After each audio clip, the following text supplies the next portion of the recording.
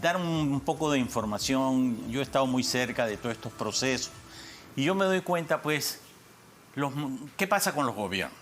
Los gobiernos no están gastando, el gobierno nacional. Y pasan piola, se han dado cuenta que pasan piola. Nadie les dice que no gastan. ¿Por qué?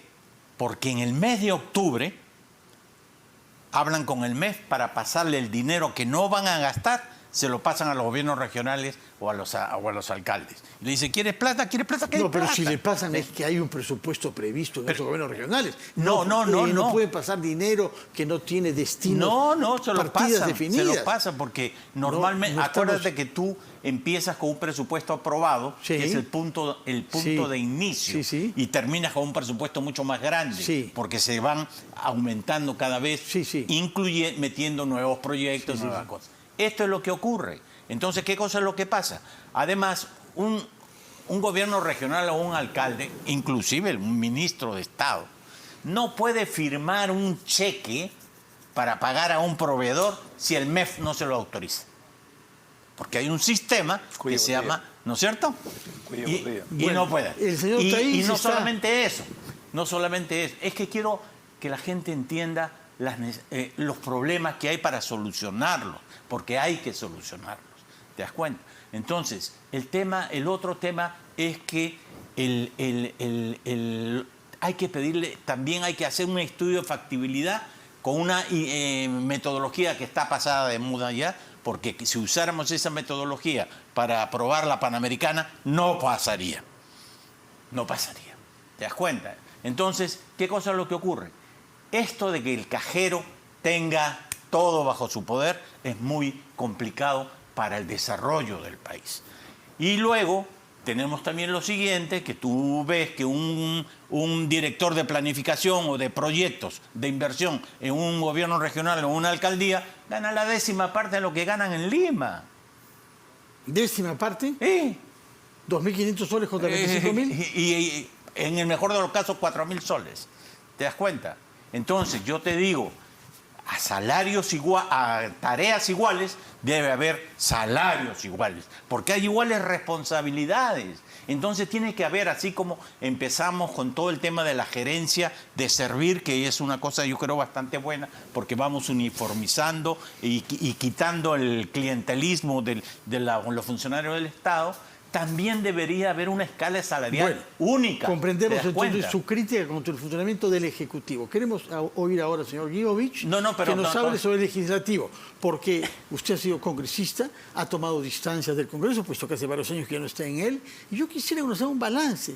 ¿Por qué estamos ante un Congreso tan disfuncional, en el que estuvo usted también, como que sirve para polarizar más y para despreciar los consensos? No se logran acuerdos, lo que se logra es que la polarización sea cada vez más acentuada. ¿Por qué estamos en esa situación? Yo creo que ahí habría que analizar un par de temas, cuando menos, ¿no? Por ejemplo, yo soy de la idea que una de las reformas políticas importantísimas dentro del sistema debería ser, por ejemplo, una tercera vicepresidencia. Ya en el Perú está demostrado, la realidad nos ha demostrado que 2 vicepresidentes son insuficientes. Y al final entra en contienda la posibilidad de que el presidente de un poder, el legislativo, esté en carrera para ser presidente en caso no haya vicepresidentes. Pongamos pues 3 vicepresidentes. Solución simple, por un lado.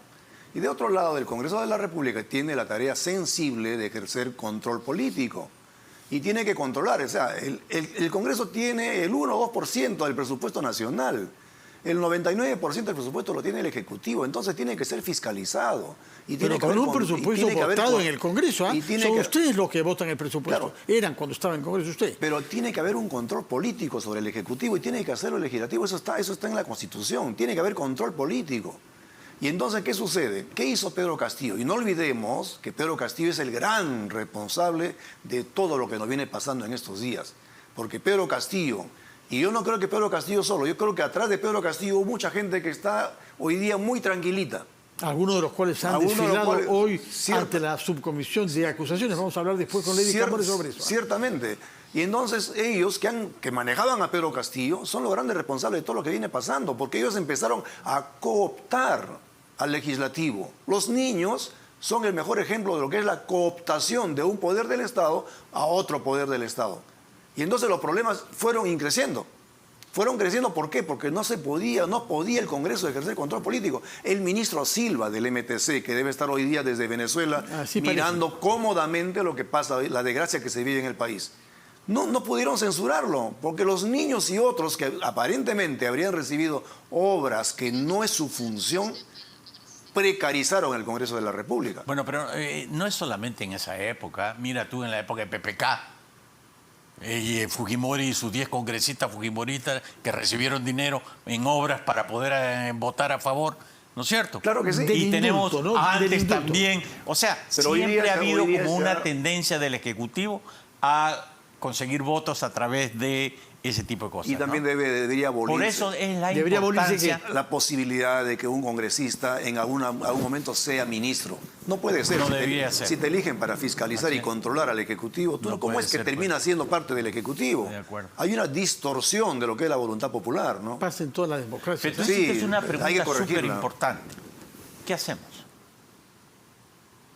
¿Qué hacemos para que el diálogo sea una costumbre política y no la polarización extrema? Usted estaba recordando lo que pasó en Ilave hace cerca de 20 años con el asesinato del alcalde ante virtualmente sus ojos. En ese caso, ¿se pudo establecer un diálogo? Porque el gran problema nuestro ahora es que por lo menos en el caso de Puno, el gobernador regional dice que no habrá diálogo mientras no salga Dina Boluarte. Cuando yo estaba volando hacia allá, habían matado al alcalde mientras estábamos en el vuelo. Quien mató al alcalde finalmente fue el teniente alcalde, porque ahí había un tema de que el teniente alcalde tenía un camal y en el camal sacaba droga. Y el alcalde había querido hacer un camal del municipio. Y entonces ahí había todo el problema de la droga que no se podía disimular. Todo el tema de la serpiente o la culebra y todo el contrabando. Y todo, o sea, entonces, pero allí llegamos y inmediatamente estuvimos en negociaciones con todos los que estaban haciendo el paro. Pasamos toda una noche con negociaciones. El gobernador regional, el teniente alcalde. El gobernador regional estaba con nosotros armándonos todas las reuniones, porque en esa época era... recuerda que cuando yo estaba en el CND habían 13 gobernadores apristas. Consejo Nacional de Descentralización. Y habían como 3 de izquierda. Uno de ellos era de Puno. Sí. ¿No? No sé si era Dubiri ya o alguien antes. No, era mucho antes que eso. Pero era alguien muy bueno que hablaba de quechua y aymara perfectamente. Después estuvo metido con el APRA él. Entonces, bueno, él preparó esta reunión y también la Defensoría del Pueblo. Muy importante. Y la Iglesia Católica. En este caso han estado menos activos. Entonces con ellos armamos estas reuniones y nos juntamos con los perpetradores de las cosas a discutir.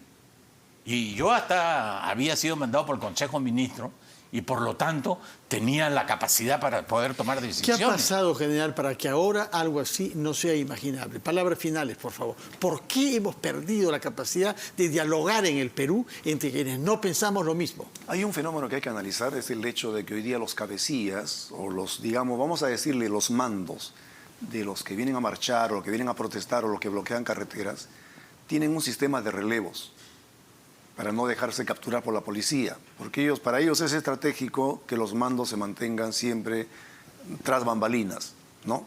Como también es funcional para las organizaciones criminales terroristas. Cuando cae un mando, pues todo se desbarata.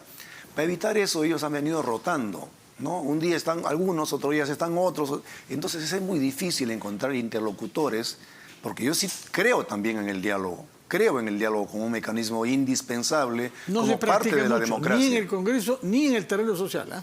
No, el diálogo es fundamental, ¿no? El diálogo, bueno, o sea, ni el no necesariamente, Ejecutivo no necesariamente es pacto, ¿no? Pero hay que dialogar, pero aquí no hay interlocutores, Fernando. No hay interlocutores. Esa comisión que fue a Puno regresó con las manos vacías, nadie quería hablar con ellos. Sí. Mira tú, Madre de Dios. No ha ido nadie del gobierno a Madre de Dios, por favor. En algo que se conoce bastante como todo el sector minero informal. Pero yo te quiero hacer 3 propuestas nada más. Rápido, porque ya estamos fuera de tiempo. Rápido, concisión.